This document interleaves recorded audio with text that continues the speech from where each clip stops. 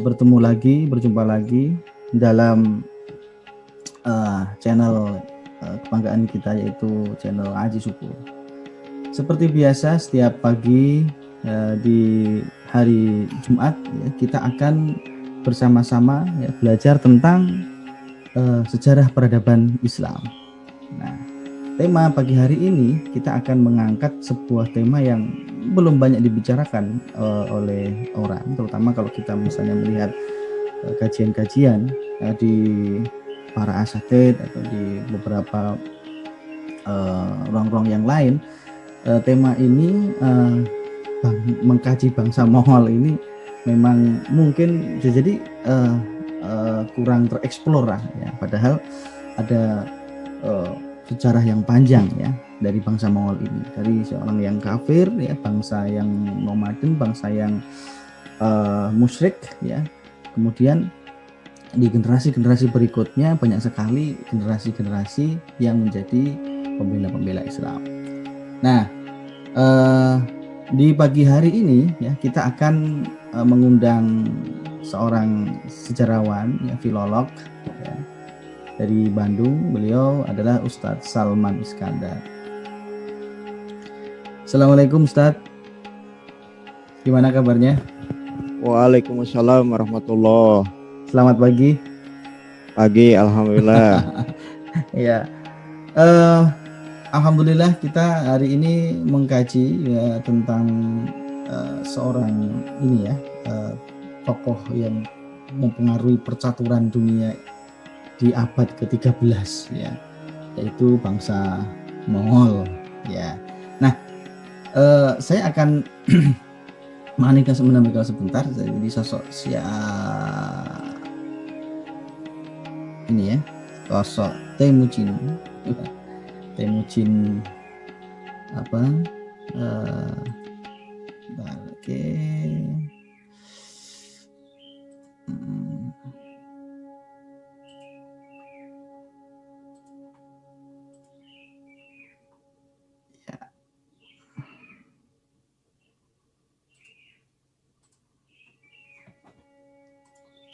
Oke, ini adalah kalau kita sebut Pax Mongolia, Pax Mongolia, yaitu wilayah di mana penguasaan Mongol Empire ya. Mongol Empire, kita tahu beberapa kajian yang kemarin ketika kita membahas tentang bencana-bencana kaum muslimin yang terbesar, yaitu pertama kali episode yang saya sampaikan pada waktu itu adalah tragedi 1258, yaitu sebuah tragedi kaum muslimin di mana Baghdad diluluh lantakkan ya, dihancurkan oleh bangsa Mongol yang dipimpin oleh Hulagu Khan. Nah, inilah ya peta wilayah ya yang di bawah kekuasaan Mongol ya, dari hampir seluruh Asia ya, kemudian ke Eropa, nantinya beberapa Eropa di Siberia dan sebagainya. Nanti kita akan membahas ya, yang dimana Mongol ini nantinya itu akan memang seusai pendirinya ya, nanti akan dibagi kepada beberapa ilkhanate ya. Nah, seperti apa sih awalnya ya sampai kok bisa menghancurkan kekhilafan Abbasiyah ya dari 1258. Nah, kita akan kembali ke awal mula bagaimana bangsa Mongol ini bangkit ya di tahun 1200-an, yaitu Chinggis Khan atau Temujin ya, ini berhasil mengumpulkan, mempersatukan Mongol, bangsa-bangsa suku-suku Mongol yang di Eurasia untuk menjadi pasukan yang terkuat di seluruh dunia pada waktu itu. Oke, ya, kita akan membahas bagaimana Chinggis Khan itu mengawali kekuasaan Mongol ini, Ustaz. Nah, seperti apa, Tad? Awal mulanya Chinggis Khan ini mengumpulkan ya dan menjadi Great Khan di kalangan suku-suku Mongol. Monggo, Ustaz. Ya, bismillahirrahmanirrahim. Assalamualaikum warahmatullahi wabarakatuh. Alhamdulillahirabbil alamin. Alhamdulillahilladzi arsala rasulahu bil huda wa dinil haqq lidhirahu 'ala dini kullihi wa kafa billahi syahida. Asyhadu an la ilaha illallah wa asyhadu anna Muhammadan abduhu wa rasuluhu la nabiyya ba'dah. Allahumma sholli ala Muhammad wa ala ali Muhammad kama shallaita ala Ibrahim wa ala ali Ibrahim fil alamin innaka Hamidum Majid. Ya ayyuhal hadirun yattaqullaha haqqa tuqatih wa la tamutunna illa wa antum muslimun. Qala Allahu ta'ala fil kitabil karim, a'udzu billahi minasyaitonir rajim. Bismillahirrahmanirrahim. Wal tandur nafsun ma qaddamat lighad alayya ma ba'du. Alhamdulillahirabbil alamin. Segala puji hanyalah milik Allah yang telah mengutus Rasulnya Rasulullah Muhammad SAW dengan membawa Al-Quran dan Al-Islam untuk dimenangkan atas semua agama yang ada, atas semua aturan hidup yang ada, walaupun orang musyrik, munafik dan kafir tidak akan pernah meridhoinya, dan hanya Allah sajalah yang menjadi saksi atas kemenangan Islam dan umatnya.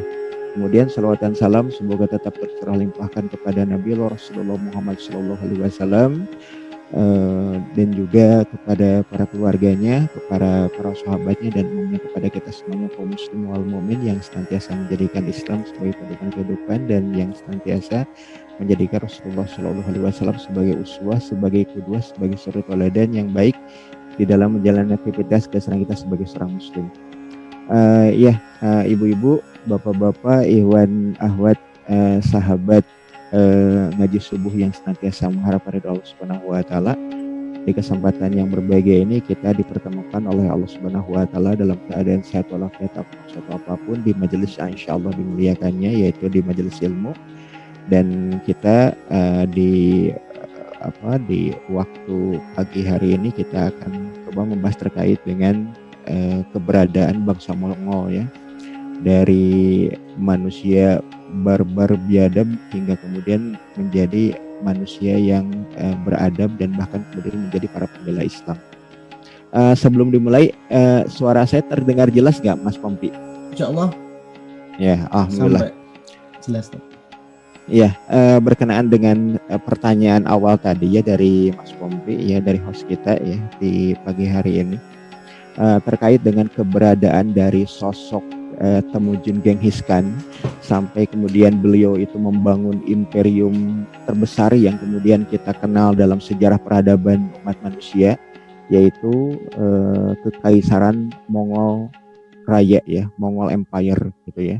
Jadi semenjak dia menjadi salah seorang di antara kepala suku, ya, Porjigin, ya, yang kemudian dia mempersatukan orang-orang biadab, orang-orang barbar yang ada di Stepa Eurasia, ya. Kita tahu yang namanya Stepa Eurasia itu adalah wilayah utara yang ada di permukaan bumi, ya, yang memisahkan diri dari teritorial, ya, permukaan dunia di bagian selatan, ya, dan barat, ya. Barat dibatasi oleh pegunungan Karpasia dan juga Sungai Danube di wilayah Eropa, sedangkan yang di wilayah selatan dibatasi dengan pegunungan-pegunungan tinggi dan juga lautan ataupun danau yang sangat luas, termasuk juga dibatasi dengan benteng-benteng yang kemudian dibangun oleh para raja penguasa yang ada di wilayah selatan. Sedangkan wilayah timur itu wilayah mereka hanya dibatasi oleh lautan, ya, diantaranya adalah Laut Cina Selatan atau Laut Kuning begitu. Jadi wilayah Eurasia atau Eropa Asia yang membentang dari Eropa Timur, Hungaria, hingga Mongolia di wilayah Asia Timur itu adalah wilayah yang paling luas. Dan pada waktu itulah kemudian kita paham dan kita ketahui bahwasanya bangsa manusia yang hidup di Stepa Eurasia, ya, atau padang rumput yang membentang dari Hungaria hingga Mongolia itu mayoritas penduduknya adalah mayoritas penduduk yang terbiasa hidup nomaden, hidup berkeliaran begitu dengan gerombolan-gerombolan berkuda, ya, yang mereka kemudian mencari tempat-tempat yang subur atau tempat-tempat yang menghasilkan banyak makanan dan minuman untuk, ya, kelompok-kelompok manusia tersebut, termasuk juga hewan-hewan ternak mereka, terutama itu adalah kuda begitu, ya, karena mereka terbiasa sebagai para penunggang kuda yang handal, sekaligus dikenal juga sebagai bangsa manusia yang pertama kali menggunakan kuda, sekaligus juga sekelompok manusia yang pertama kali memposisikan atau mengefektifkan kuda sebagai bagian tak terpisahkan dari arsenal perang. Jadi yang mampu menjinakkan kuda pertama kali itu bangsa-bangsa yang hidup di stepa Eurasia. Sekaligus juga bangsa manusia yang pertama kali menggunakan kuda sebagai ya bagian tak terpisahkan dari ya arsenal peperangan ya atau alat ataupun yang kita kenal sebagai pasukan kavaleri itu adalah pasukan berkuda, dan mereka inilah bangsa-bangsa yang hidup di stepa Eurasia, padang rumput Eropa Asia dari Hungaria hingga Mongolia. Bangsa-bangsa inilah yang pertama kali menjinakkan kuda dan pertama kali menggunakan kuda sebagai ya kavaleri atau alat peperangan begitu. Nah itu kalau kita perhatikan lebih lanjut, keberadaan dari mereka itu adalah bangsa yang kasar ya, kemudian juga keras ya, kemudian juga liar, dan kemudian juga terbiasa untuk merusak, merampok dan juga membinasakan begitu. Itu tabiat umat manusia yang hidup di stepa Eurasia. Kenapa? Lingkungannya membuat mereka terbentuk sedemikian rupa, memiliki karakteristik keras, kasar ya, bahkan rusak dan pembinasa begitu. Nah, disitulah kita tahu ya, ada salah satu di antara ya kabilah atau suku dari Borjigin ya. Suku Borjigin itu adalah dipimpin oleh sosok yang dikenal sebagai Yasugei, seorang khan atau seorang kepala suku ya Borjigin yang pada waktu itu dikenal luas sebagai sosok pemimpin yang disegani, bahkan ditakuti, disegani oleh kawan ya ataupun ditakuti juga oleh lawan begitu. Jadi baik itu kawan ataupun lawannya, mereka senantiasa menghormati karena ketakutan gitu, karena sosok kepala suku Borjigin ini adalah sosok yang keras, tegas dan bahkan ya kasar begitu. Nah, dari sosok Borjigin tadi, dari suku Borjigin tadi yang dikepalai oleh Yasugei, lahirlah sosok yang kemudian dikenal sebagai Temujin. Ya, sosok Temujin itu yang di kemudian hari dikenal sebagai Genghis Khan atau Khan di atas para Khan, raja di atas para raja, layaknya sosok kaisar di antara para raja penguasa. Itu yang kemudian dikenal sebagai Temujin Genghis Khan. Jadi nama aslinya adalah Temujin. Nah, mungkin pertanyaannya bagi kita ya, kok namanya dikasih Temujin begitu? Ternyata kalau diperhatikan lebih lanjut begitu ya, sosok Yasugei yang memberi nama anaknya itu sebagai Temujin karena pada saat yang sama ya orang-orang Borjigin ya yang kemudian menjadi pemersatu bangsa Mongol di stepa Eurasia tadi ya, suku Borjigin itu sedang ya berupaya untuk memadamkan pemberontakan salah satu suku yang ada di wilayah Mongolia Raya tadi, yaitu suku Tartar. Ya, suku Tartar itu kemudian memberontak terhadap kekuasaan dari Yasugei sebagai khan ya, sebagai penguasa dari suku Borjigin tadi. Nah, dalam peperangan tadi nyaris saja ya pasukan Tartar yang memberontak tadi itu dibinasakan oleh oleh Yasugei, khan dari Borjigin tadi ya. Namun ternyata ketika kepala suku dari Tartar tadi ya itu akan dieksekusi, nyaris saja dipancung begitu ya. Tiba-tiba ada yang berteriak-teriak dari arah pasukan Borjigin, ya, wahai Khan yang agung, wahai Khan yang agung, ya Yasugei Khan, ya, tolonglah hentikan sejenak peperangan ini. Begitu. Nah, ketika dihentikan sesaat, ternyata berita gembira, kabar gembira bagi sosok Yasugei Khan, kepala suku Borjigin, bahwa di tenda pasukannya telah lahir seorang anak, ya, yaitu pewaris tahta kuasa dari suku Borjigin tadi, yaitu anak laki-laki yang kemudian ya oleh Yasugei Khan tadi dinamai sebagai Temujin. Ya, pertanyaannya kenapa dinamai Temujin? Karena ternyata kepala suku Tartar yang hendak dieksekusi, ya, pimpinan kepala kabilah Tartar yang sedang memberontak dan diperangi oleh suku Borjigin, namanya adalah Temujin Khan. Dan begitu mendengar kabar bahagia bahwasanya ya istrinya ya telah melahirkan putra mahkota dan laki-laki, maka kemudian ya Yasugei Khan itu dengan bijaknya gitu menyatakan bahwa aku ampuni bangsa Tartar yang telah memberontak kepada kekuasaan kami, ya, karena kami telah dianugerahi putra mahkota, ya. Oleh karena itu, maka nama anak pun aku beri nama sesuai dengan nama siapa yang menjadi kepala suku kaum pemberontak tadi, yaitu apa? Kepala suku Tartar yang namanya adalah Temujin Khan. Maka anaknya pun, anak laki-lakinya pun dinamakan sebagai Temujin bin Yasugei Khan, ya, kepala suku dari suku Borjigin tadi. Nah, oleh karena itu kemudian si Temujin Khan yang kemudian dia adalah kaum pemberontak dari suku Tartar yang menentang kekuasaan Borjigin tadi, selain diampuni, kemudian bahkan direkrut menjadi, ya, bagian tak terpisahkan dari, ya, orang-orang suku Borjigin. Karena apa? Setelah peristiwa itu ternyata orang-orang Tartar menyatakan ketundukannya kepada suku Borjigin tadi, begitu. Karena kebijaksanaan yang telah ditetapkan oleh Yasugei Khan, kepala suku Borjigin. Nah, jadi itu kalau kita perhatikan lebih lanjut terkait dengan keberadaan dari sosok Temujin Genghis Khan, anak keturunan dari Yasugei Khan, kepala suku Borjigin, begitu. Dan pada saat yang sama ketika kelahirannya, ketika itu bahwa Temujin Genghis Khan itu lahir ketika, ya, Yasugei Khan hendak mengeksekusi, hendak memancung, ya, kepala suku Tartar.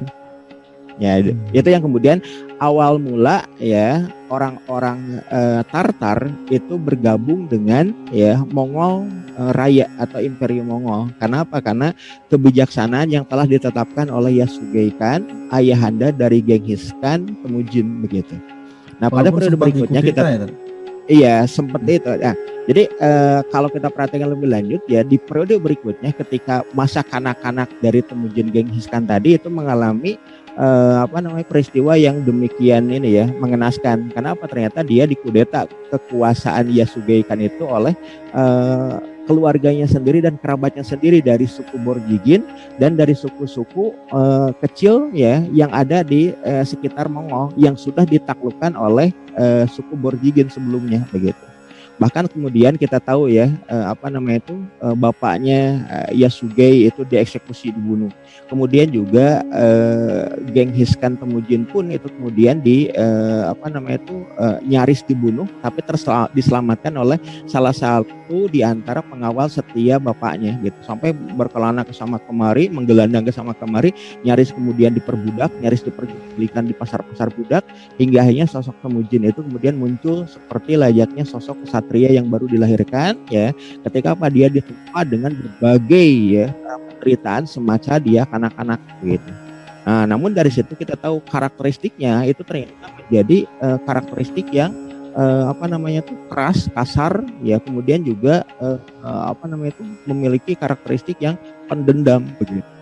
Makanya ketika dia sampai kepada kekuasaan, ketika dia mendapatkan kepercayaan kembali dari para prajurit tempur, pasukan, dan juga kawan setia, ya, atau kerabat dari bapaknya dari suku Borjigin, maka ketika kembali lagi ke suku Borjigin, maka dia diangkat sebagai kepala suku.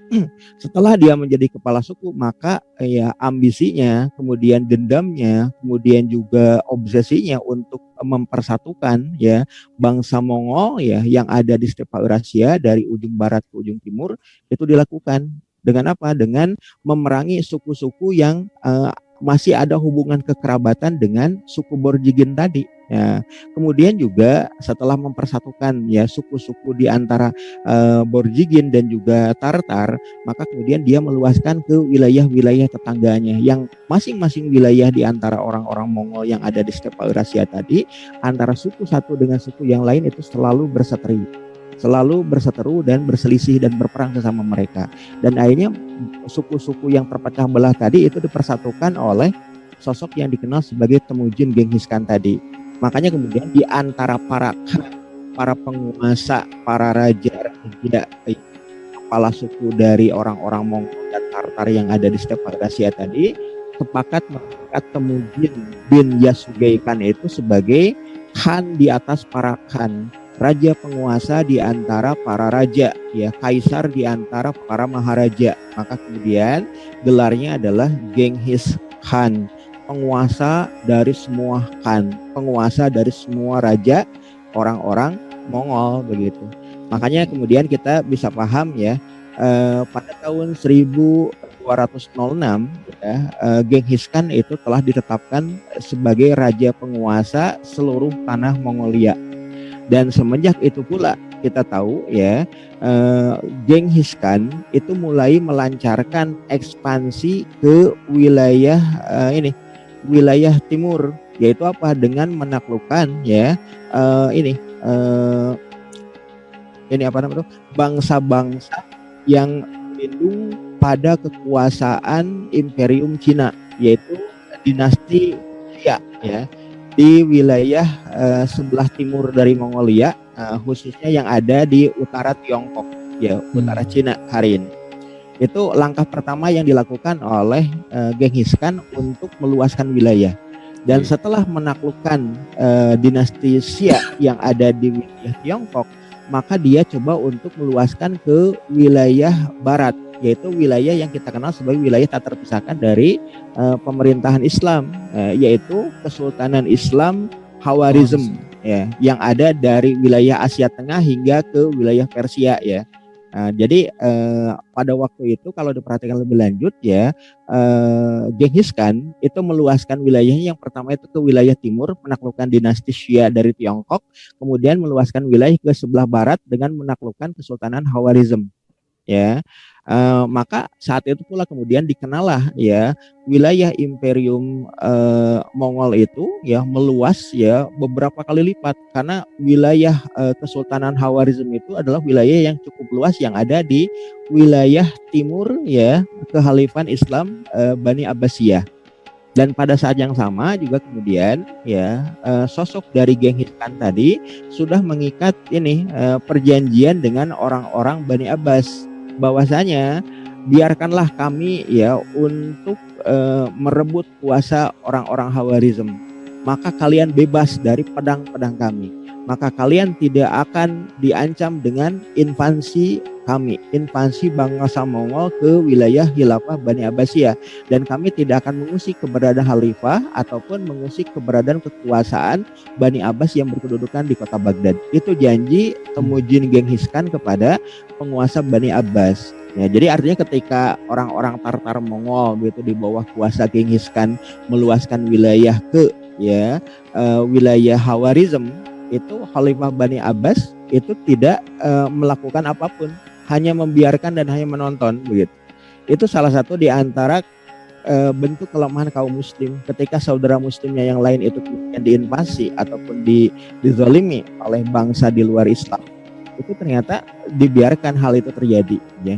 Dan setelah penaklukan Khawarizm, maka Genghis Khan itu meluaskan wilayah sampai ke wilayah utara ya, menuju apa? Menuju wilayah Siberia, dan setelah itu kemudian langsung menusuk ke wilayah yang lebih barat, yaitu wilayah yang kita kenal sebagai Armenia, Azerbaijan, kemudian juga wilayah Kaukasia dan juga ke wilayah Rusia.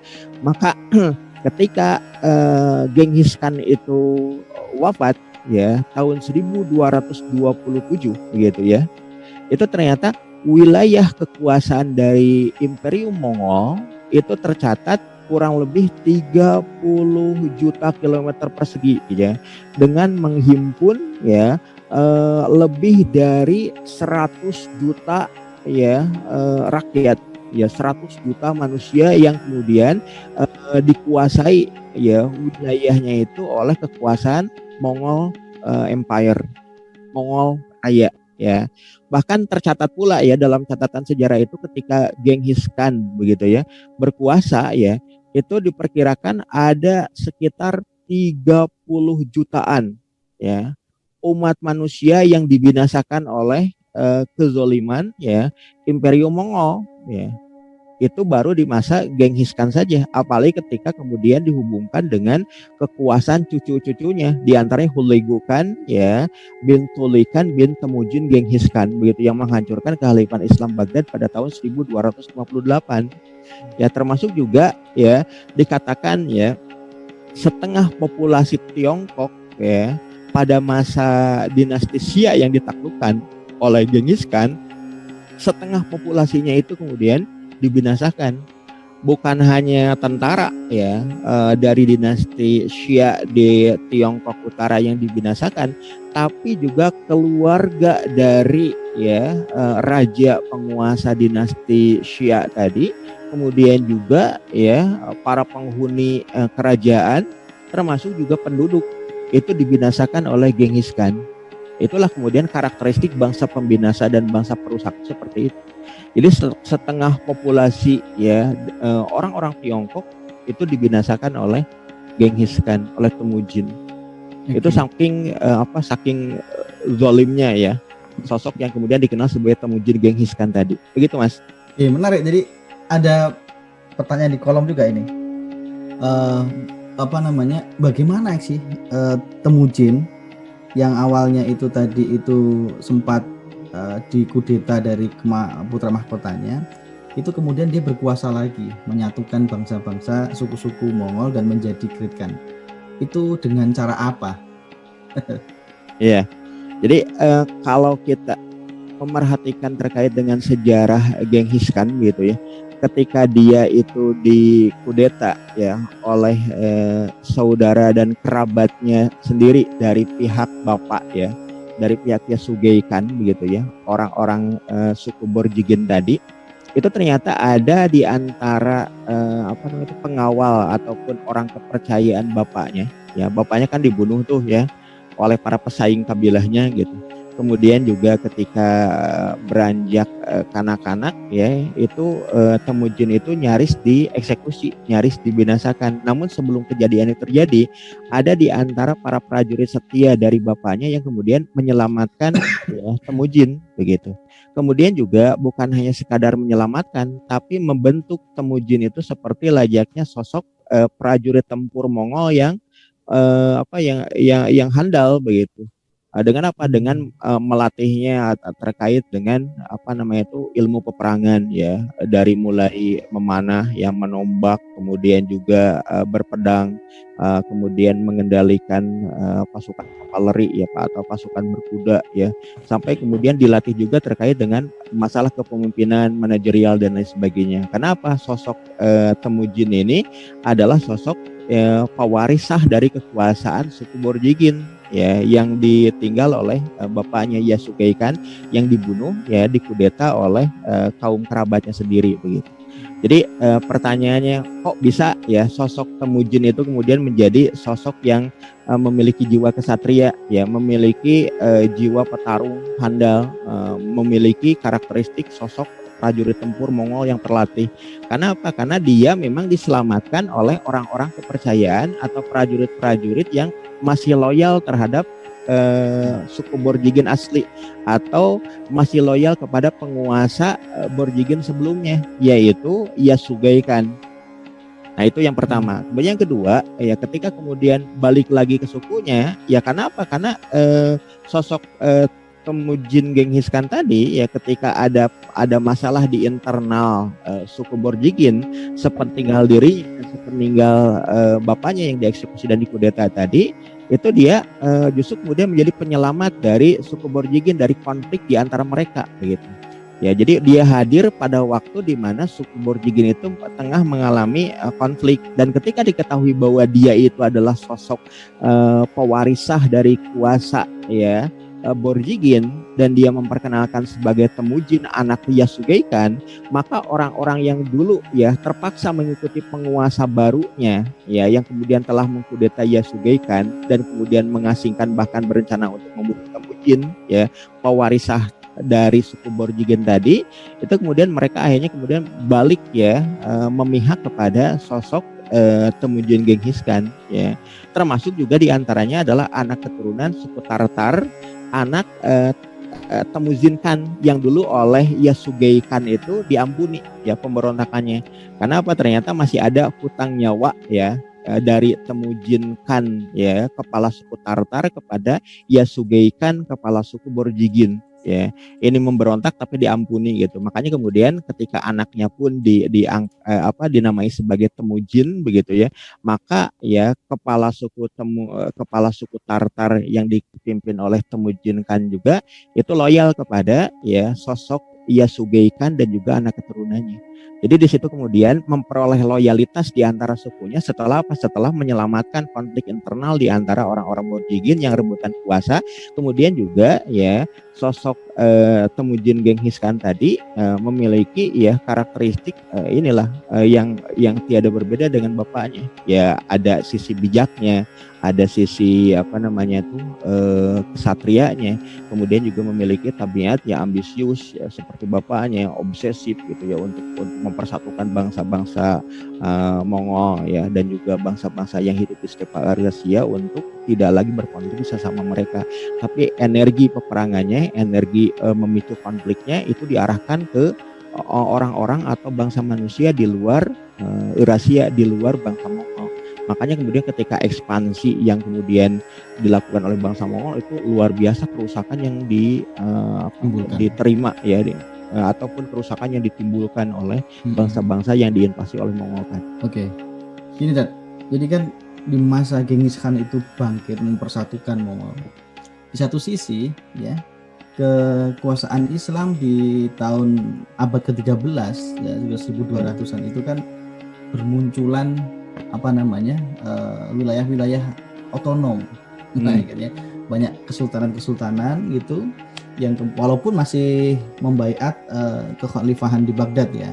Yeah. Salah satunya adalah ketika bersinggung paling dekat itu wilayahnya itu dengan Khawarizm.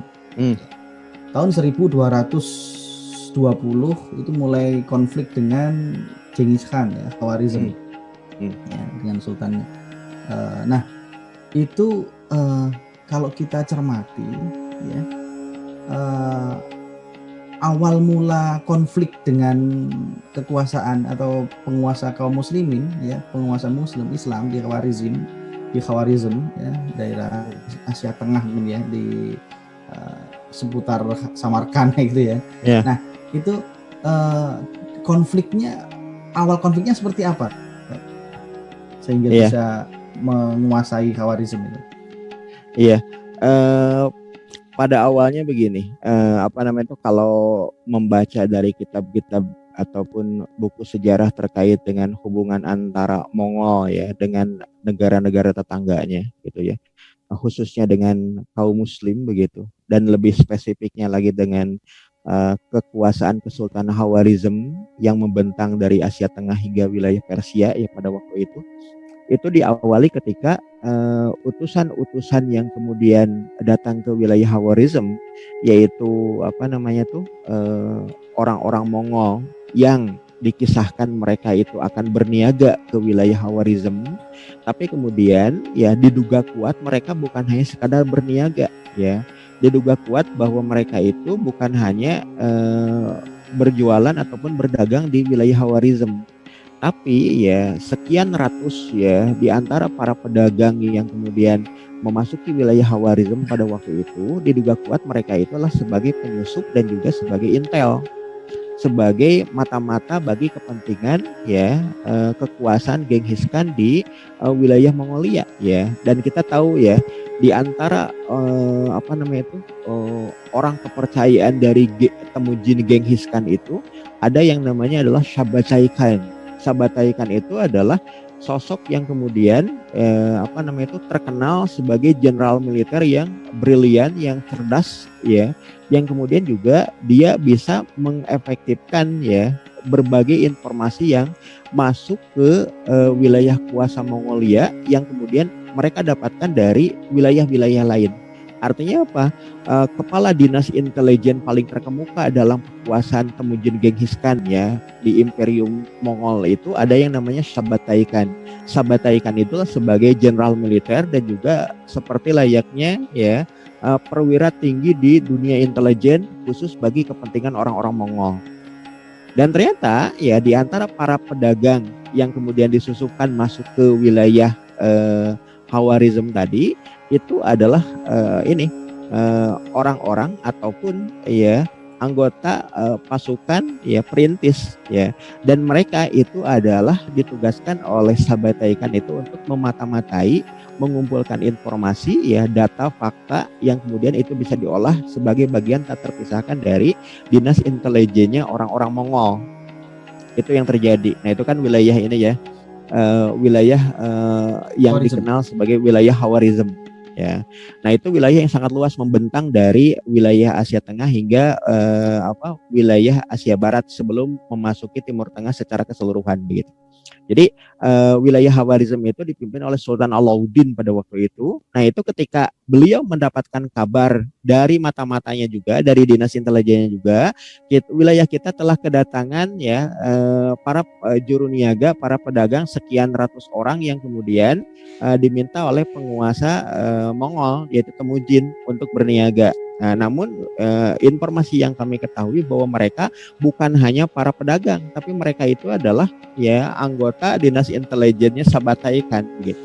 Maka bagaimana penyikapan kita? Dan menurut pernyataan dari Sultan Alauddin penguasa dari Khawarizm pada waktu itu, maka ketika ya keberadaan ya para pedagang tadi ternyata dimanfaatkan juga untuk kepentingan intelijennya Mongol, maka kemudian beliau memerintahkan kepada anggota pengawal perbatasannya untuk menangkap ya orang-orang yang mengaku dirinya sebagai para pedagang dari Mongolia, dan kemudian setelah ditangkap mereka dieksekusi satu demi satu, dan berita itu sampai ke ke Mongol, ya, nyampe ke Temujin Genghis Khan begitu. Maka tanpa ampun dia langsung kemudian mengirimkan surat ancaman, serahkanlah ya para penjaga perbatasan wilayah Khawarizm yang telah menangkap dan membunuhi para ya rakyat kami, para pedagang kami. Gitu. Jika hal demikian tidak engkau lakukan, maka biar kamilah yang datang ke tempat kalian untuk menangkap mereka, mengeksekusi mereka, bahkan ya menghentikan kekuasaan engkau. Itu yang dinyatakan oleh Temujin Genghis Khan kepada penguasa Khawarizm pada waktu itu. Dan penguasa Khawarizm itu menantang pernyataan tadi dengan pernyataan yang sama. Ya, jika engkau adalah sosok penguasa, mengaku sebagai Khan di antara para Khan, dan engkau memiliki ya pasukan yang kuat, kami pun memiliki armada tempur, pasukan yang dahsyat. Kami siap menghadapi ya berbagai ancaman yang datang ke wilayah kekuasaan kami. Maka kita tahulah ya apa yang terjadi ya ketika Genghis Khan ya Temujin dengan kekuatan ya sekian ratus ribu pasukannya tadi itu menyerang, menginvasi Khawarizm, dan ternyata ya apa yang dinyatakan oleh penguasa Khawarizm bahwa dia memiliki armada tempur yang handal, dia memiliki kekuatan pasukan yang sama dahsyatnya, itu ternyata tidak sebanding dengan ya kekuatan pasukan yang dibawa oleh Temujin Genghis Khan. Dan pada saat yang sama juga seperti yang diungkap di awal ya, berdasarkan informasi data intelijen yang ada, mereka berani menyerang Khawarizm karena data informasi yang sampai ke Sabatai Khan dan juga kepada Temujin Genghis Khan bahwa armada tempur dari keemiran ataupun kesultanan Khawarizm itu tidak sekuat ya induknya yang ada di Baghdad. Walaupun wilayahnya luas, tapi armadanya itu masih lebih kuat kekuasaan yang ada di wilayah Baghdad di Khilafah Bani Abbas. Maka saat itu pula kita tahu bahwa Temujin Genghis Khan itu memberikan surat ya ataupun menyampaikan rencananya ya kepada penguasa Bani Abbasiyah atau Khalifah Bani Abbas yang berkedudukan di Baghdad pada waktu itu, jangan ganggu rencana kami untuk menginvasi Khawarizm karena kami akan menindak penguasanya yang telah berlaku aniaya terhadap rakyat kami, kepada para pedagang kami yang mereka berdagang tapi kemudian justru dibunuh oleh orang-orang Khawarizm. Maka kami akan menindak dan menuntut bela sekaligus juga akan melakukan pembalasan apa yang telah dilakukan oleh orang Khawarizm kepada kami. Maka diamlah engkau wahai Khalifah, maka kami tidak akan mengganggu kalian, kami tidak akan mengusik kedudukan kalian, dan kami pun tidak akan memerangi kalian. Itu janji dari Genghis Khan kepada penguasa Bani Abbas pada waktu itu. Hingga ketika Khawarizm itu diinvasi, ya orang-orang Bani Abbas itu hanya berdiam diri dan hanya menonton. Dan satu hal yang pasti ya Mas Pombe ya, pada saat yang sama memang wilayah pemerintahan Islam itu semenjak abad ke-10 atau abad ke-11 itu sudah mulai terpisah belah begitu, dalam konteks bahwa kehalifan Islam yang ada di kota Baghdad pun, kehalifan Bani Abbasiyah itu menerapkan kebijakan sistem desentralisasi. Jadi para emir, para gubernur ataupun para wulad, para wali ya yang ada di negeri-negeri mereka sendiri itu memiliki kekuasaan otonom yang luas.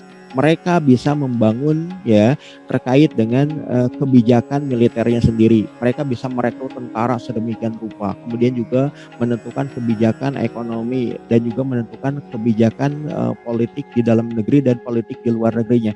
Padahal semua itu merupakan kewenangan dari sosok khalifah sebagai Amirul Mukminin yang ya karakteristiknya ya bentuk pemerintahannya harusnya adalah sentralisasi terpusat ya di Asimah Daulah di ibu kota negara. Tapi pada kenyataannya justru pada mulai abad ke-10 ke-11 hingga awal di mana kekuasaan Temujin Genghis Khan itu mulai merambat naik di wilayah Mongol ya, di wilayah Mongolia, di wilayah Stepa Eurasia, justru pada saat yang sama ya keemiran ataupun kesultanan ataupun kehalifan Islam itu justru kemudian sudah mulai ya mengalami apa yang dikenal kalau dalam sejarah Islam itu seperti layak keberadaan yang ada di wilayah Andalusia, muluk atau waif ya, para pemilik kekuasaan atau muluk atau malik atau raja penguasa ya yang didasarkan kepada atau waif atau taifah atau kabilah atau negeri mereka masing-masing. Di situ kita tahu ya ada orang-orang Khawarizm dengan kekuasaannya. Kemudian juga ada orang-orang Buaihi, ada orang-orang Seljuk, ada orang-orang Kurdi ya Ayubi, dan berikutnya juga ada orang-orang Mamluki dan kabilah-kabilah yang lain yang menguasai teritorial kekuasaan masing-masing, dan nama khalifah hanya cukup sebagai simbol pemersatu ya, tidak punya kewenangan atau kekuasaan untuk mengatur ataupun mengintervensi keberadaan dari kekuasaan-kekuasaan keemiran Islam yang ada di sekeliling dari kekuasaan Bani Abbas pada waktu itu, termasuk juga Khawarizm ya. Jadi Khawarizm itu punya kewenangan dan kuasa penuh untuk mengatur teritorialnya yang lepas dari kuasa khalifah yang berkedudukan di kota Baghdad. Itu yang terjadi. Khalifah cukup senang ya dengan disebut setiap Jumatnya. Ya, itu karena apa? Ada seperti bentuk pengakuan walaupun tidak punya kekuasaan penuh terhadap wilayah yang otonom tadi, Mas. Itu yang terjadi. Ya. Oke. Nah, sekarang pertama kali daerah yang dikuasai oleh Mongol itu adalah Khawarizm tadi kan ya. 1220-an lah ya. Kemudian selama 10 tahun kemudian Khawarizm itu udah lenyap ya, dikuasai oleh Mongol tadi.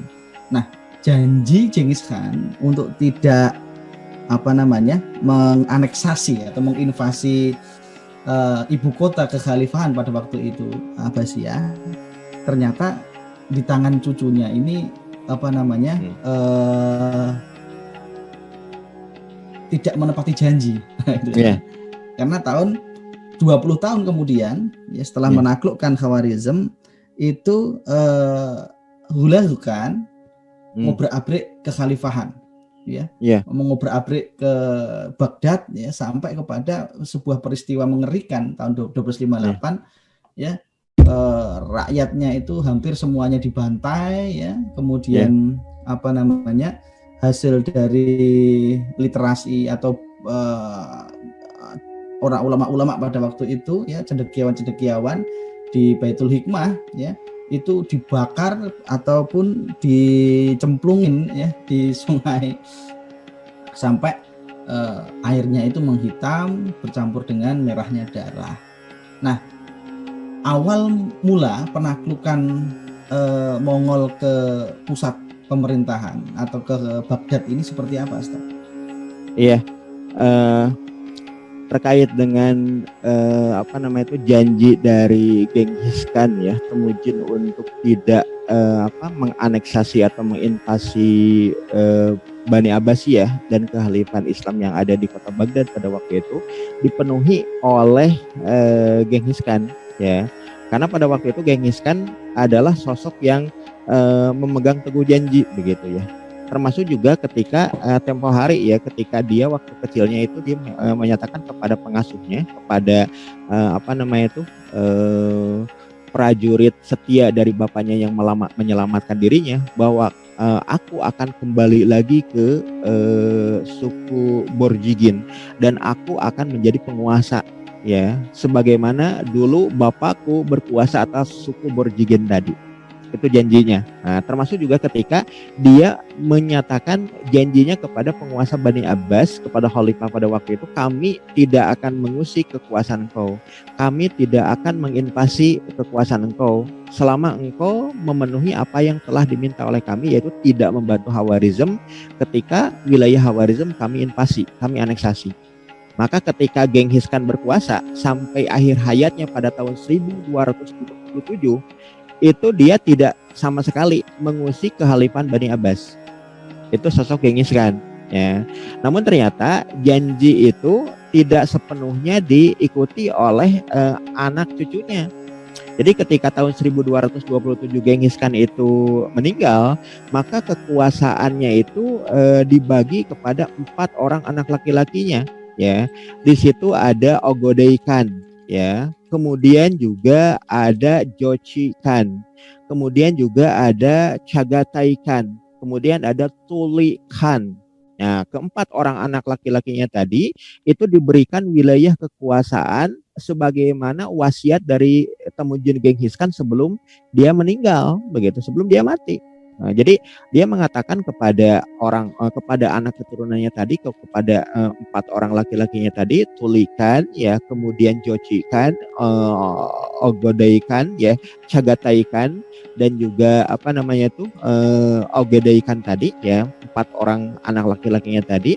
Pesan atau wasiat dari Genghis Khan sebelum dia mati itu bahwa dulu ya, bangsa kita ya, bangsa Mongol di stepa Eurasia itu selalu berseteru satu sama lain, dan kini bangsa Mongolia ya telah dipersatukan dengan kekuasaan aku, dan sungguh aku sangat tidak suka jika kalian sepeninggalku ya kembali kepada masa-masa yang telah lalu, masa-masa yang telah kita lalui ketika kalian berseteru satu sama lain hanya karena kekuasaan. Oleh karena itu jangan sampai pedang-pedang di antara bangsa kita, yaitu bangsa Mongol, itu satu sama lain itu saling ya membinasakan di antara kalian.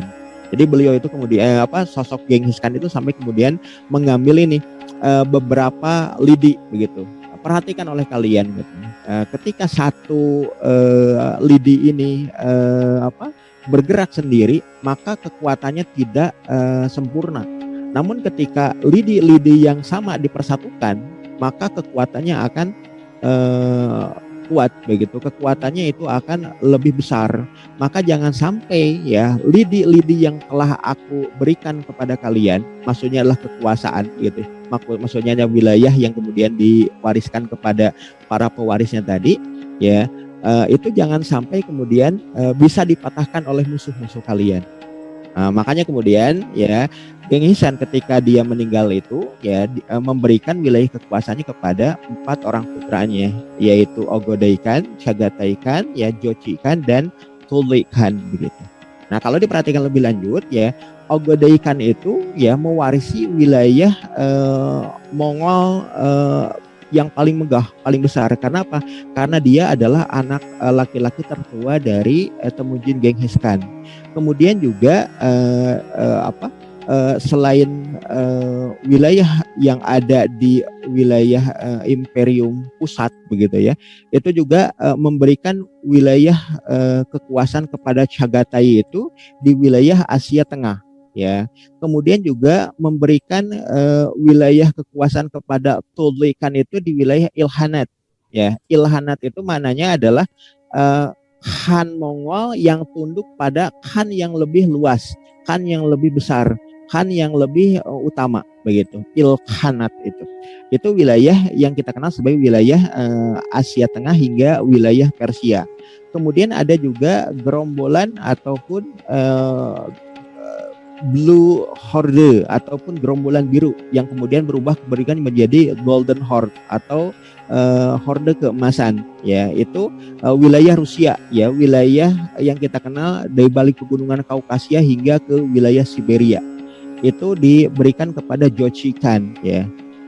Kemudian kalau diperhatikan lebih lanjut begitu ya, wilayah yang kita kenal sebagai wilayah yang pada periode berikutnya ya diberikan kepada anak keturunan Ogodei yang kita kenal sebagai Kublai Khan begitu ya. Bukan keturunan Ogodei tapi keturunan yang masih saudara sepupu dengan sosok Hulegu Khan, yaitu ini Kubilai Khan ya. Kubilai Khan itu mewarisi generasi ketiga dari kekuasaan Mongol Raya, bahkan membentuk dinasti yaitu dinasti Yuan yang beribu kota di wilayah Nanjing atau Nanking atau Beijing hari ini begitu. Jadi itu diberikan kepada 4 ya putra atau 4 laki-laki dari anak keturunan Genghis Khan. Dan mereka ya diminta sedari awal untuk tidak berseteru sesama orang-orang Mongol.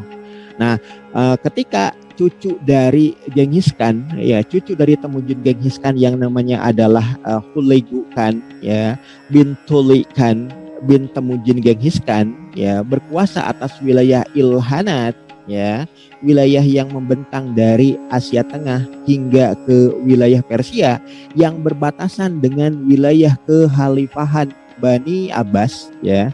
Maka kemudian memandang bahwa keberadaan kekhalifahan Bani Abbas itu sebagai ya seteru ya, dan penguasa dari Ilkhanat pada waktu itu yang namanya adalah Hulegu Khan bin Tuli Khan bin Temujin Genghis Khan menganggap bahwa perjanjian antara kakeknya Temujin Genghis Khan itu dengan wilayah Ilkhanat itu sudah tidak berlaku lagi. Kenapa? Sudah 2 generasi terlewat. Dan pada saat yang sama ya Ilkhanat memandang bahwasanya wilayah-wilayah kekuasaan pemerintahan Islam itu seperti layaknya hidangan yang sangat lezat untuk segera ditaklukkan, karena berdasarkan data intelijen yang masuk ke wilayah Maroko ya, wilayah Maroko itu adalah wilayah ini ibu kota dari Ilkhanat ya, yang dikuasai oleh Hulegu Khan bin Tuli Khan bin Genghis Khan Temujin begitu. Itu menganggap bahwa wilayah kaum muslim pemerintahan Islam sedang ada lemah-lemahnya, maka sangat memungkinkan untuk dicaplok satu demi satu oleh kekuasaan dari Hulegu Khan. Maka pada waktu itu juga ternyata ya Hulegu Khan memiliki sosok permaisuri ya yang kemudian agamanya adalah agama Kristen Nestorian begitu. Dan ternyata juga dia memiliki sosok panglima perang yang beragama Nasrani juga, sering kemudian berhubungan dengan pasukan salib yang pada sejak abad ke-10, 11, 12, 13 itu selalu berperang dengan kaum muslim untuk memperebutkan keberadaan Yerusalem.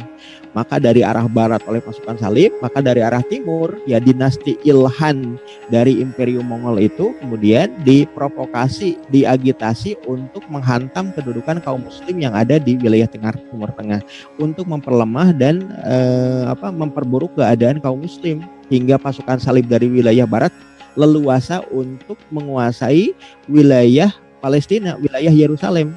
Ya, itu yang kemudian terjadi ya sebagaimana yang diungkap dalam buku Wajah Dunia Islam, sekaligus juga bangkit dan runtuhnya Mongol yang ditulis oleh Profesor Dr. Muhammad Ali As-Solabi.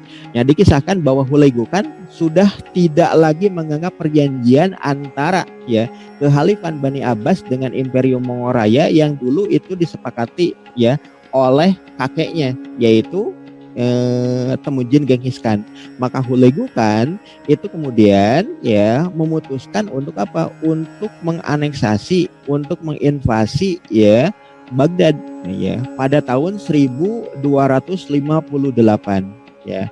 Pada tahun 1258 tadi ya Perdana Menteri dari Bani Abbas begitu ya, yang namanya Ibnu Al-Qami, seorang Syiah begitu ya, itu berupaya untuk mendamaikan keadaan agar dia kemudian juga diangkat oleh Hulegu Khan sebagai penguasa ya Baghdad di bawah kekuasaan Ilkhanat yang dipimpin oleh Hulegu ya. Namun ternyata kemudian Ibnu Al-Qami itu pun kemudian dieksekusi oleh Hulegu Khan karena dialah pihak yang mengkhianati terkait dengan kepercayaan dari Khalifah Al-Mustasim Billah.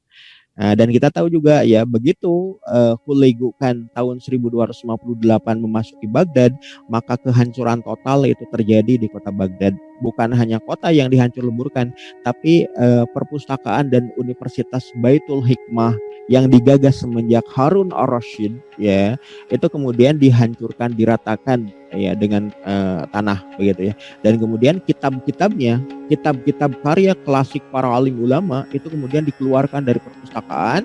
Nah, dan orang-orang Mongol yang tidak mengerti peradaban, tidak paham terkait dengan ilmu pengetahuan, maka mereka ya mengeluarkan kitab-kitab klasik karya ulama semenjak Harun ar-Rasyid berkuasa tadi itu sebagai apa? Sebagai jembatan. Jadi demi untuk menutup aliran sungai dari sungai Tigris, sungai Furat. Maka kemudian kita tahu tercatat dalam sejarah tadi bahwa sungai Furat atau sungai Efrat dan juga sungai Tigris, sungai Dajlah itu aliran airnya menghitam. Karena apa? Bekas lunturan tinta karya para ulama yang terhimpun dalam kitab-kitab.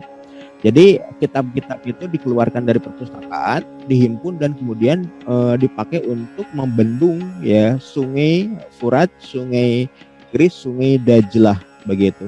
Nah, sekaligus juga kitab-kitab tadi dipakai sebagai jembatan bagi pasukan berkuda Hulaigukan untuk memerangi kaum muslim dan membinasakan rakyat kota Baghdad pada waktu itu.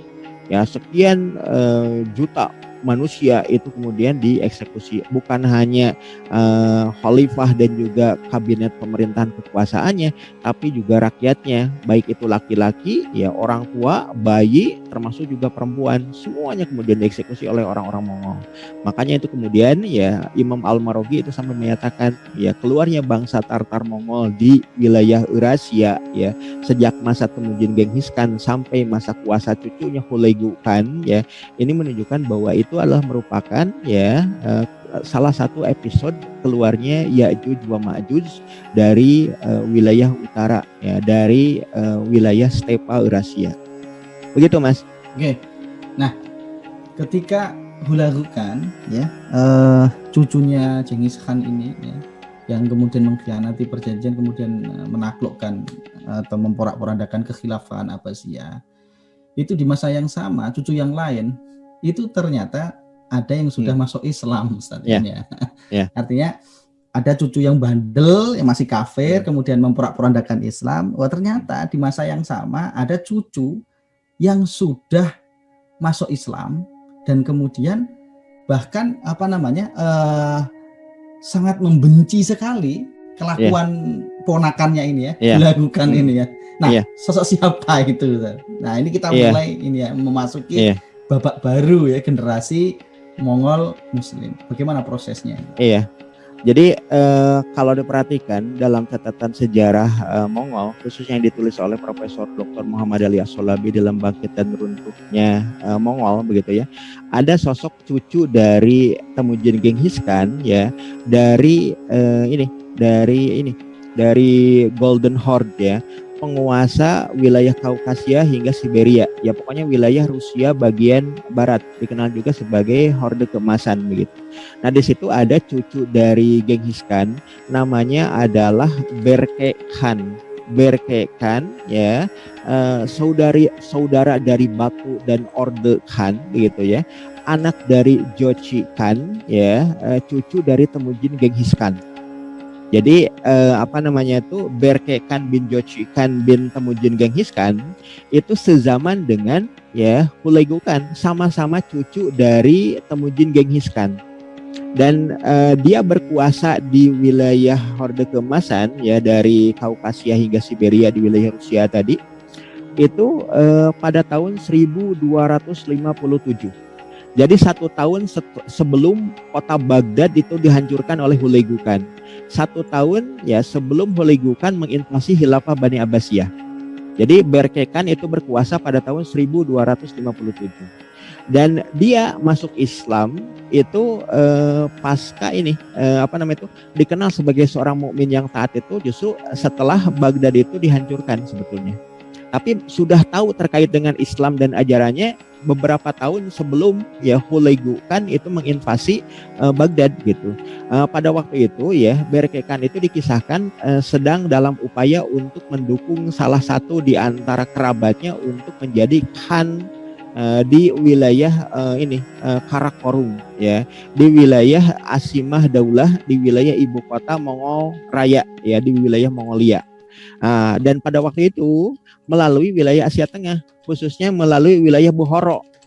Dan pada waktu itu ternyata Berke Khan itu bertemu dengan salah seorang syekh ya, seorang pemuka Islam yang ada di Bukhara. Dan dari situ tertarik dengan ajaran yang diajarkan oleh syekh yang ada di Bukhara tadi, hingga kemudian beliau mengikrarkan 2 kalimat syahadat. Dan ternyata keislaman dari sosok Berke Khan itu tadi begitu ya, itu cukup cukup baik begitu, hingga ketika beliau mendengar kabar bahwa pasca penaklukan Baghdad ternyata orang-orang Ilkhanat ya yang ada dalam kuasa Hulagu Khan bin Tuli Khan bin Genghis Khan itu ternyata tidak cukup membinasakan ya kekhalifahan Abbas, tapi juga berupaya untuk menghancur leburkan peradaban-peradaban Islam yang ada di wilayah Timur Tengah. Salah satu yang dibidik itu adalah ya wilayah kekuasaan ya orang-orang Kurdi dan juga orang-orang yang ada di wilayah Mesopotamia, Irak ke arah Turki, ke arah Anatolia, termasuk juga berupaya untuk menguasai wilayah Syam, wilayah Suriah, wilayah Palestina, Jordania hingga ke wilayah Libanon begitu ya, berupaya untuk menganeksasi sana yang merupakan itu wilayah kekuasaan orang-orang Mamluk pada waktu itu. Dan pada saat yang sama juga ya Hulagu Khan itu berambisi untuk menjadi ya penguasa Mongol Raya begitu. Karena apa? Karena dia sudah meluaskan wilayah ke wilayah barat ya, negeri-negeri kaum muslim, dan dia memiliki keinginan untuk diangkat sebagai ya Genghis Khan ya, diangkat sebagai Khan di antara para Khan karena prestasinya untuk meluaskan wilayah Mongol Raya begitu. Okay. Jadi di pemilihan berikutnya Hulagu Khan ada keinginan, ada ambisi untuk diangkat sebagai The Great Khan atau Genghis Khan yang baru begitu. Dan itu diketahui oleh oleh Berke Khan karena dia juga tidak suka jika seandainya Hulagu Khan yang sedemikian dolim begitu ya diangkat sebagai The Great Khan. Dia lebih suka untuk mendukung ya anak keturunan dari Genghis Khan dari wilayah yang lain, terlebih lagi wilayah Horde Keemasan ya, anak keturunan dari Jochi yang merupakan saudara-saudara dari Berke Khan begitu ya. Nah, di situ kalau kita perhatikan lebih lanjut ya bahwa Berke Khan yang pertama dia sudah memeluk Islam dan keislamannya itu adalah keislaman yang baik, menjadi mukmin yang soleh begitu ya. Berke Khan itu jadi tidak suka dengan apa yang dilakukan oleh Hulagu Khan ya terhadap kaum muslim ya, maka kemudian beliau itu dikisahkan menjalin aliansi dengan ya kaum muslim yang anti terhadap kepemimpinan Mongol ya. Di antaranya kemudian disebutkan bahwa Berke Khan tadi menjalin aliansi ya, menjalin relasi ya hubungan dengan para penguasa muslim, di antaranya adalah orang-orang Turki Seljuk yang menguasai wilayah Anatolia. Kemudian juga ya menjalin hubungan dengan penguasa Mamluki yang menguasai wilayah Damaskus hingga wilayah Kairo ya. Itu seiring sezaman dengan wilayah kekuasaan ya Alauddin Qaykubad dan juga Ertugrul Bey di wilayah Anatolia, dan sezaman pula dengan Sultan Baybars ya, pewaris ataupun penguasa Mamluk pasca perang Ain Jalut ya, di bawah kekuasaan Malik Muzaffar Saifuddin Qutuz begitu. Nah, pewarisnya atau penerusnya adalah Baybars.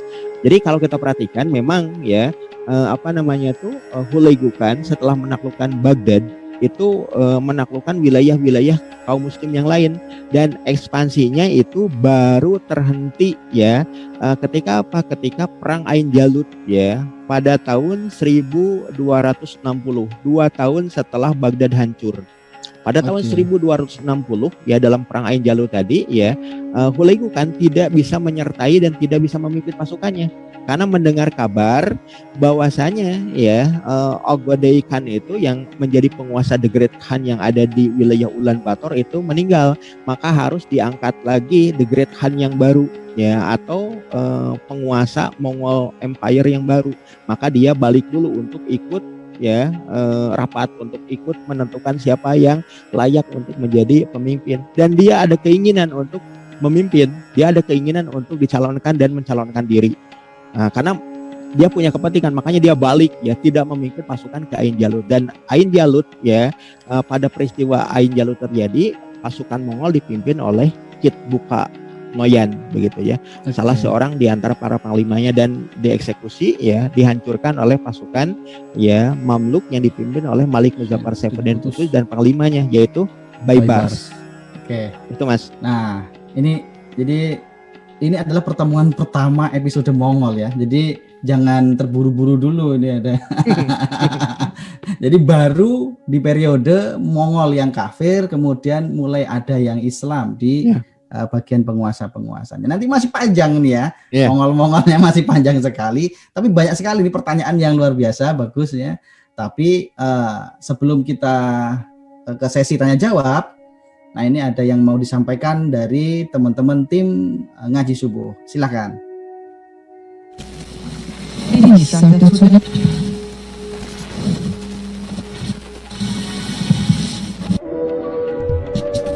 Ngaji Subuh dengan segenap kemampuan dan keterbatasan berusaha dengan sekuat tenaga untuk terus menghadirkan kajian-kajian live dengan tampilan visual dan audio yang berkualitas sebagai bentuk perjuangan dakwah di era digital seperti saat ini.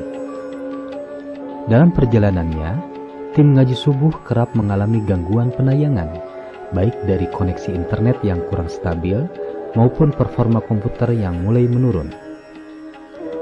Memang harus diakui, pekerjaan live streaming yang dilakukan setiap hari sangat membutuhkan performa PC yang mumpuni dan berdaya guna jangka panjang, mengingat semakin banyaknya jumlah pemirsa setia Ngaji Subuh. Untuk itu, dengan penuh rasa hormat kepada para pemirsa setia, kami mengajak Anda semua untuk berdonasi, berapapun ikhlasnya, untuk sama-sama mengulurkan tangan membantu pengadaan 2 unit komputer streamer untuk 2 studio Ngaji Subuh yang berada di Cianjur dan Pontianak. Semoga peran serta para pemirsa setia sekalian dicatat sebagai amal jariah yang tak akan pernah putus mengalirkan pahala selama program Ngaji Subuh terus tayang dan menjadi wasilah ilmu dan ketakwaan untuk kita semua. Amin. Ya Allah, Ya Rabbal Alamin.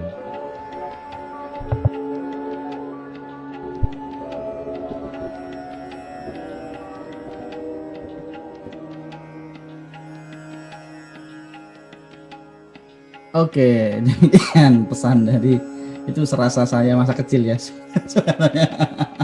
Oke, ada pertanyaan nih, Tad. Jadi kalau di orang Nusantara ya itu kan ini ya, apa namanya, ada yang kita kenal dengan sejaman dengan kerajaan apa namanya, Malang itu, Singosari ya. Nah itu ada ekspansi Mongol juga sampai ke Indonesia, sampai Nusantara, yaitu Kublai Khan. Ya. Nah itu pertanyaannya itu siapanya Genghis Khan itu, Kublai Khan. Iya. Terima kasih atas pertanyaannya Mas ya. Tentang keberadaan dari orang-orang Tartar Mongol yang pernah datang ke wilayah Jawa ya, khususnya ke wilayah Kediri begitu ya. Itu adalah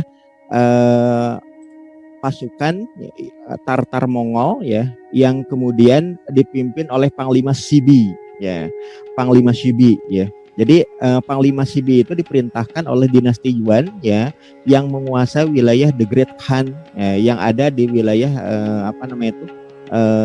Tiongkok Utara sampai ke wilayah selatan. Wilayah yang paling luas di antara wilayah-wilayah yang diwariskan oleh Temujin Genghis Khan begitu.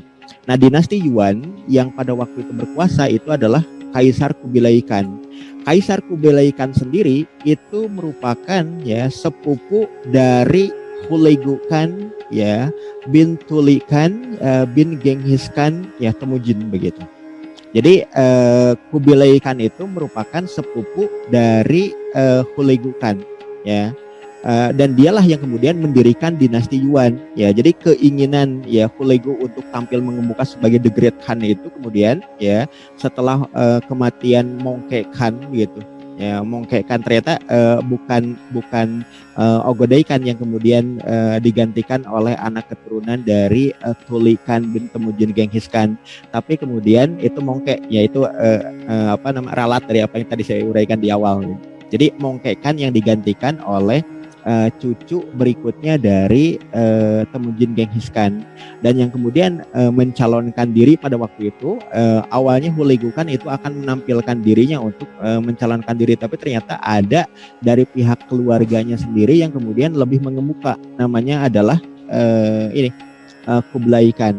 Nah, jadi kalau pertanyaannya pada tahun 1260 begitu ya, itu ada bukan 1250, 1200 ya, 92 ya.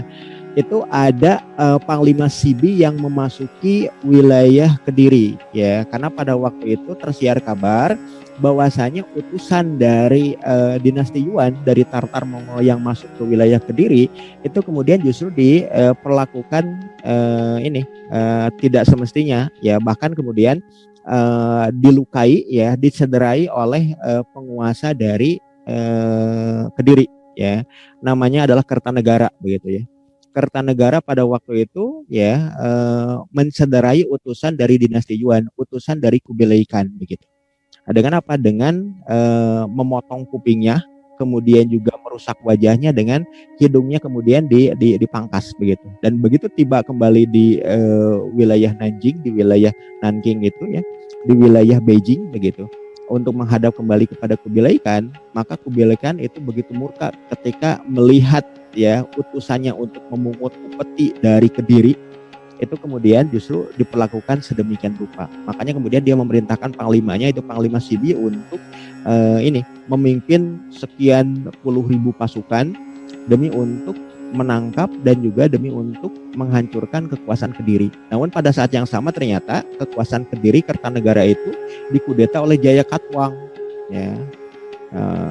Dan kita tahu, jadi begitu tiba di wilayah Jawa ya pada tahun 1292 begitu ya, itu Panglima Sibi itu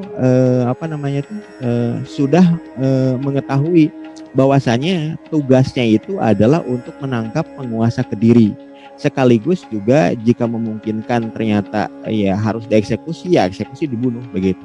Dan pada saat yang sama justru kemudian kekuasaan di Kediri itu sudah diambil alih oleh Jayakatwang, dan salah satu di antara ya keluarga Kediri ada yang namanya adalah Raden Rana Wijaya, yang lebih lazim kita kenal sebagai ya Raden Wijaya begitu.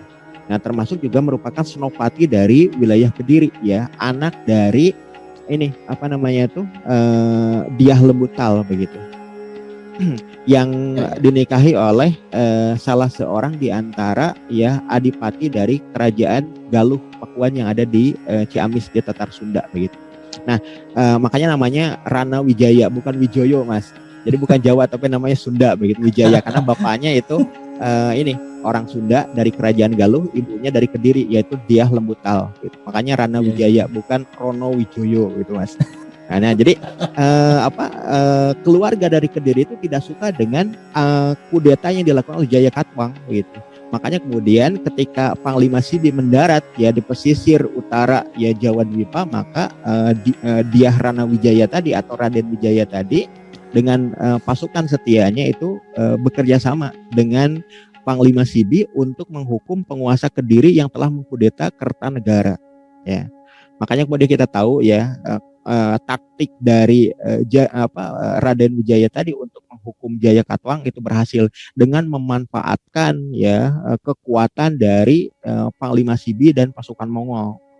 Dan setelah itu ya, setelah Jayakatwang dieksekusi ya, dibunuh, dihancurkan kekuasaan Kedirinya, maka Raden Rana Wijaya tadi atau Raden Wijaya tadi itu dalam tanda petik gitu ya, menghadiahi dan memuliakan tamunya dari Mongol tadi itu dengan pesta.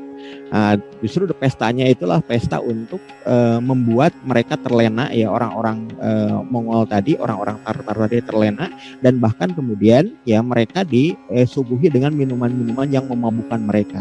Apalagi orang-orang Mongol memang senang dengan hal-hal yang demikian begitu. Nah, ketika mereka lengah, ketika orang-orang Tartar Mongol itu lemah bahkan mabuk ya di tengah malam gelap gulita tadi, maka pasukan ya Raden Wijaya tadi itu mengepung dan kemudian mengeksekusi orang-orang Tartar dan Mongol tadi. Nah, sebagian kecil di antaranya mereka kemudian melarikan diri ke tepian pantai dan balik lagi ke wilayah dinasti Yuan, orang-orang Tartar Mongol yang ada di wilayah Tiongkok. Dan setelah itu mereka tidak balik lagi karena apa? Disibukkan dengan perang-perang untuk mempertahankan wilayah Mongol Raya. Sedangkan Raden Wijaya itu memproklamirkan berdirinya kekuasaan Mojopahit begitu. Ya, untuk meneruskan tahta kekuasaan Kediri ya, warisan dari Kertanegara sebelumnya yang dikuasai oleh Jayakatwang. Itu terjadi pada bulan Desember tahun 1292 ya, awal mendaratnya Panglima Sibi di wilayah Jawa, dan mereka dihancurkan pada bulan Juni tahun 1293. Jadi kurang lebih 6 bulan ya Tartar Mongol berkeliaran di Jawa Dwipa sebelum dihancurkan oleh Raden Wijaya. Ya, ini ada itu, pertanyaan lagi, Ustaz. Kita bacain pertanyaan lagi ya. Oke, dari di Zoom ini dari kita. Selama ini taunya malah Syahrukh. Loh, justru Syahrukh itu nanti penguasa Muslim Mongol. Ya, betul. Nah, ke depan nanti ya, tapi ya ditunggu dulu kan. Jadi ada episode ke depan yaitu ada kekuasaan ya, keturunan Genghis Khan ini nanti yang mendirikan kesultanan berbasiskan Islam, yaitu ada di Golden Horne, ada di Timurid ya, Timurland ya, kemudian yang paling lama itu dinasti Mughal, yaitu Mongol di India. Nantikan episode selanjutnya. Ini lebih permulaan. Ini tanyanya udah pada ke depan ya. Itu adalah seorang penguasa Mongol ya, tapi Mongol Muslim ya. Mbak Dita mungkin belum tahu ini ya. Oke, kita ada ini sebesar Mongol yang diceritakan tadi itu hampir, bahkan kalau tadi mengingat itu kekuasaannya itu rekor sejarah ya, wilayah paling luas kan ya, Mongolia itu kan, daripada dibanding dengan Romawi, dibanding dengan Umawi, Abbasi, itu lebih luas kekuasaannya Mongol kalau kita perhatikan itu kan, lebih ekspansinya itu lebih luas banget. Nah, sekarang sisa-sisanya peradaban Mongol itu kan jarang sekali terdengar. Oh, ini bekas kekuasaan Mongol dan sebagainya, bangunannya nggak ada, ini nggak ada. Apa yang membedakan dengan peradaban lain, Ustaz? Iya, yang pertama gitu ya, kita harus ketahui bahwa Mongol Empire ataupun kekaisaran Mongol itu adalah kekuasaan yang terkategorikan kekuasaan yang paling megah, besar dan luas. Sampai kemudian masa kekuasaan di masa Genghis Khan juga sudah sampai sekitar 30 juta kilometer persegi. Apalagi setelah seluruh wilayah Eurasia, stepa Eurasia, wilayah yang paling megah yang ada di daratan dunia itu dikuasai sepenuhnya oleh kekaisaran Mongol. Bahkan bukan hanya stepa Eurasia, tapi memasuki wilayah belahan bumi selatan, termasuk juga belahan bumi Timur Tengah, wilayah barat. Itu pun dikuasai oleh The Great Mongol, begitu, oleh kekaisaran Mongol Raya, begitu. Nah, ini menunjukkan bahwa wilayah kekuasaannya sekian puluh juta kilometer persegi itu dikuasai oleh Imperium Mongol. Dan jika seandainya dibanding dengan kekuasaan peradaban umat manusia yang lain yang mampu menandingi bahkan melampaui kekuasaan dari Mongol Empire, itu adalah kekuasaan Inggris Raya atau British Empire. Nah, namun British Empire itu yaitu terpisah-pisah wilayahnya. Ketika masa imperialisme dan kolonialisme. Kita tahu yang namanya Inggris itu menguasai wilayah Afrika Selatan, menguasai wilayah Hindia ya, kemudian menguasai wilayah Amerika, menguasai wilayah Aussie ya, satu benua mereka kuasai begitu. Itu menunjukkan bahwa Inggris dengan imperialisme dan kolonialismenya menjadikan wilayah-wilayah jauh dari pusat kekuasaannya yang ada di London itu sebagai wilayah koloni gitu. Jadi artinya apa? Yang menandingi dan melampaui kekuasaan Mongol Empire itu adalah Inggris Raya begitu. Nah, itu yang kemudian kalau kita lihat perbandingannya. Cuman Mongol Raya itu wilayah kekuasaannya itu tidak tersekat-sekat oleh teritorial laut atau terbentang luas yang dipisahkan oleh wilayah-wilayah yang lain seperti layaknya Inggris, tapi dipersatukan karena satu wilayah membentang luas dari stepa Eurasia hingga ke wilayah selatan dunia. Itu Mongol bedanya. Maka kalau dihitung terkait dengan wilayah dataran yang dikuasai teritorialnya yang tidak terpisah-pisah, maka wilayah imperium itu yang paling megah dan paling besar jika dibanding dengan kekuasaan peradaban yang lain. Namun tercatat dalam sejarah kekuasaan Mongol Empire itu dimulai semenjak Genghis Khan berkuasa tahun 1206 dan itu berakhir ya pada tahun 1368. Yang artinya apa? Hanya sekira ya 160 tahunan kekuasaan Mongol Raya itu bisa dipertahankan. Makanya kemudian para sejarawan dunia mengatakan kekuasaan peradaban yang paling megah, paling hebat, paling luas tapi tidak bisa bertahan lama itu adalah kekuasaan orang-orang Mongol. Bangsa Mongol yang telah menaklukkan dunia, ditakuti oleh dunia, disegani oleh dunia, bahkan pasukannya nyaris tak terkalahkan. Itu adalah imperium yang aneh bin ajaib, ya. Penaklukannya cepat, luas, kemegahannya juga sangat pesat, tapi juga ya upaya mereka untuk mempertahankan kekuasaan itu tidak sehebat, tidak sekuat kekuasaan peradaban yang lain. Bahkan ya dikalahkan oleh peradaban umat manusia oleh kerajaan kecil sekalipun. Ya, itu Mongol itu sesuatu yang aneh bin ajaib, sesuatu yang unik dan antik begitu. Kenapa? Mereka para penguasanya itu tidak mampu mempertahankan luasnya wilayah yang telah mereka genggam. Kenapa demikian? Nah, ini jadi ada satu permasalahan yang kemudian mengemuka. Kenapa orang-orang Mongol mereka itu dari awal mereka adalah orang-orang biadab, tidak terbiasa untuk hidup beradab, tidak terbiasa untuk hidup ya dengan membangun sistem pemerintahan kekuasaan yang kuat sebagaimana sistem kekuasaan pemerintahan dari wilayah lain ataupun bangsa manusia yang lain. Kenapa? Karakteristiknya begitu, karakteristik pengembara ya, kemudian juga berkeliaran ya, berpindah tempat satu ke tempat yang lain, nomaden, maka mereka itu kemudian belajar ya hidup beradabnya, hidup berkuasa ya, membangun sistem kuasa dan sistem pemerintahan justru kepada wilayah-wilayah yang mereka kuasai dan taklukkan melalui peperangan. Nah, termasuk diantaranya ketika apa? Ketika mereka menaklukkan Baghdad. Mereka terkagum-kagum dengan perbendaharaan, kekayaan intelektual dan peradaban yang ada di wilayah kekhalifahan Bani Abbas. Termasuk sebelumnya ketika mereka menaklukkan Khawarizm. Ya, bahkan ketika kemudian mereka itu kemudian menundukkan negeri-negeri kaum muslim, akhirnya mereka tertarik untuk mendalami ajaran hidup yang dipraktekkan oleh kaum muslim, yaitu syariat Islam. Periode berikutnya kita juga tahu di antara para penakluk tadi itu tertarik untuk memeluk Islam. Makanya muncul sosok seperti Berke Khan ya, bin Jochi Khan bin Temujin Genghis Khan. Atau pada periode berikutnya kita tahu ya, cucu dari Hulagu Khan. Ya, Hulagu Khan itu kan kekuasaannya diteruskan oleh sosok yang dikenal sebagai Abaqa Khan. Jadi anak dari Hulagu itu namanya adalah Abaqa Khan. Abaqa Khan itu setelah meninggal, itu wilayah Ilkhanat itu diwariskan kepada Ghazan, ya. Bukan diwariskan kepada Ghazan, diwariskan kepada